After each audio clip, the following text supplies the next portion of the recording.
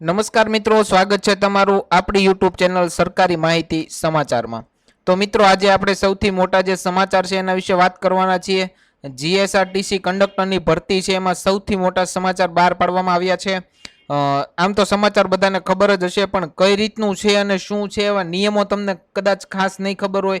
જો તમે એક નાની એવી ભૂલ કરશો તો તમારું ફોર્મ રિજેક્ટ થઈ શકે છે અથવા તો તમે આગળ જતા પ્રોબ્લેમ થઈ શકે છે। તો શું છે માહિતી, સંપૂર્ણ માહિતી તમને આજે વિડીયોમાં જણાવવાનો છું। તો વિડીયોમાં અંત સુધી બન્યા રહેજો। ચેનલને લાઇક કરી નાખજો, શેર કરી નાખજો અને સબસ્ક્રાઇબ કરી નાખજો, અને વિડીયો તમારા અન્ય મિત્ર સર્કલમાં પણ શેર કરી નાખજો, જેથી એ લોકો પણ આ વિડીયોનો લાભ લઈ શકે, અને વિડીયોમાં અંત સુધી બન્યા રહેજો। તો ચાલો મિત્રો, વિડીયોની શરૂઆત કરીએ। મિત્રો, આપ સૌ જાણો છો કે જીએસઆરટીસી કંડક્ટર ભરતી મેળાની જે ફોર્મ ભરવાની પ્રક્રિયા છે એ ચાલુ થઈ ગઈ છે।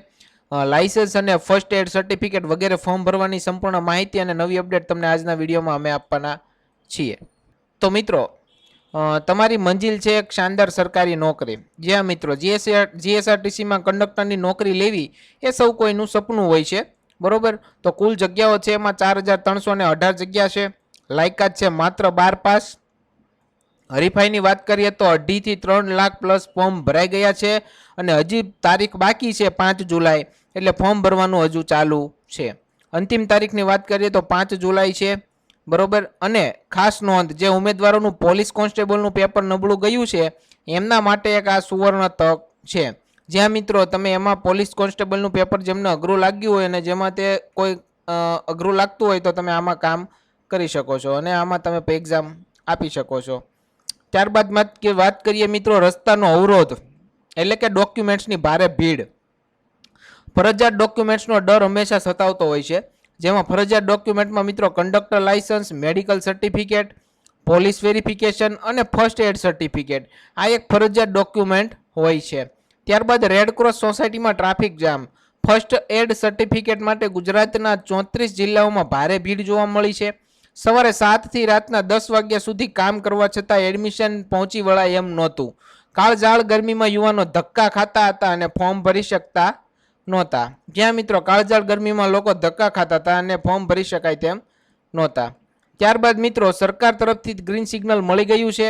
સરકારનો નિર્ણય આવકારદાયક રહ્યો છે, ગ્રીન સિગ્નલ મળી ગયું છે। સરકારની નોંધ છે મિત્રો કે ઉમેદવારોની સમસ્યા જોઈને નાયબ મુખ્યમંત્રી શ્રી હર્ષભાઈ સંઘવી અને સરકારશ્રીએ ગંભીર નોંધ લીધી છે।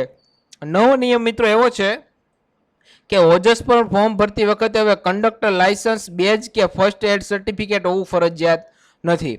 જ્યાં મિત્રો સૌથી મોટા ન્યૂઝ છે, સૌથી મોટા સારા સમાચાર છે મિત્રો કે ઓજસ પર ફોર્મ ભરતી વખતે હવે કંડક્ટર લાયસન્સ, બેજ કે ફર્સ્ટ એડ સર્ટિફિકેટ હોવું જરૂરિયાત એટલે કે ફરજિયાત નથી।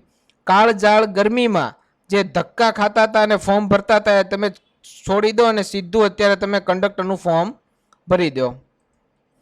ઓજસમાં મિત્રો ફોર્મ કેવી રીતે ભરવું? તો મિત્રો સૌપ્રથમ તમારે ઓજસની વેબસાઇટ પર જવાનું છે।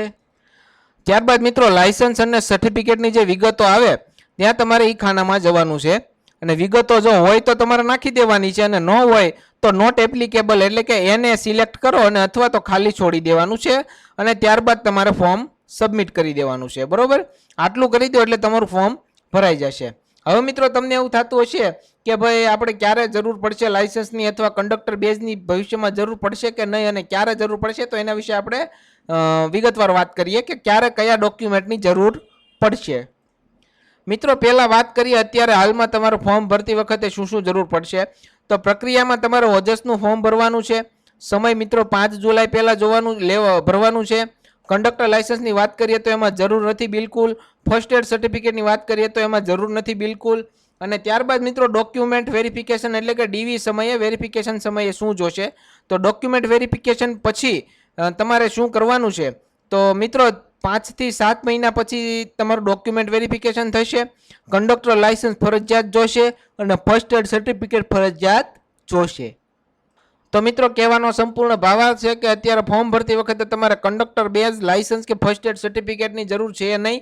તમે એક્ઝામ પાસ કરો છો અને ડોક્યુમેન્ટ વેરિફિકેશન થશે ત્યાં તમે લાગુ પડી શકે છે આ કંડક્ટર લાયસન્સ અને ફર્સ્ટ એડ સર્ટિફિકેટ રજૂ કરી શકો છો, બરોબર। અને ત્યારબાદ તમારું ફોકસ અત્યારે મિત્રો તમારે શું કરવાનું છે તો કે અત્યારે ફક્ત ફોર્મ સબમિટ કરી દેવાનું છે અને પછી તૈયારી ચાલુ કરી દેવાની છે. શાંતિથી તમારે સર્ટિફિકેટ કઢાવવાનું છે. એક્ઝામ પતી જાય પછી તમારે શાંતિથી તમારા ટાઈમે તમારે સર્ટિફિકેટ કઢાવવાનું છે. ત્યારબાદ મિત્રો વાત કરીએ કે હવે આગામી 5 થી 7 મહિનાનો રોડ મેપ શું છે. તો મિત્રો જુલાઈ મહિનો છે, આ જુલાઈ મહિનો આવતો આવશે, એમાં તમારે 5 તારીખ પહેલાં ફોર્મ ભરી દેવાનું છે. હડબડી ન કરો, છેલ્લી તારીખ 5 જુલાઈ સુધી છે. હવે એની પછીના મહિનામાં મિત્રો તમારે શું કરવાનું છે કે આરામથી સ્લોટ બુક કરો. રેડ ક્રોસ અને આરટીઓમાં ભીડ ઓછી થાય, તડકાનું ઊભું રહેવાનું નથી, ચોમાસું ચાલુ થઈ જવાનું છે. આરામથી તમારે ભીડ ઓછી થાય ત્યારબાદ શાંતિથી લાયસન્સ અને સર્ટિફિકેટ કઢાઈ દેવાનું છે. ત્યારબાદ મિત્રો 5 થી 7 મહિના પછી લેખિત પરીક્ષા અને ડોક્યુમેન્ટ વેરિફિકેશન તમારું થશે, એ તમારે કમ્પ્લીટ કરી દેવાનું છે. તો મિત્રો વિડીયોમાં અંત સુધી બને રહ્યા બદલ ખૂબ ખૂબ આભાર. કોઈના પ્રશ્ન હોય, કોઈને કોઈ પ્રશ્ન મનમાં મૂંઝવતા હોય તો તમે નીચે કમેન્ટ બોક્સમાં કમેન્ટ કરી શકો છો. એના ઉપર હું તમને જરૂર રિપ્લાય આપીશ અને અથવા તો એમના માટે મને એવું લાગશે તો વિડીયો પણ બનાવી આપીશ. વિડીયોમાં અહીં સુધી બન્યા રહ્યા બદલ આપ સૌનો ખૂબ ખૂબ આભાર. અને નવી નવી માહિતી અને નવી નવી અપડેટ જાણવા માટે, નોકરી વિશે જાણવા માટે અત્યારે ચેનલને લાઇક કરી નાખો, શેર કરી નાખો અને સબસ્ક્રાઇબ કરી નાખો. ધન્યવાદ.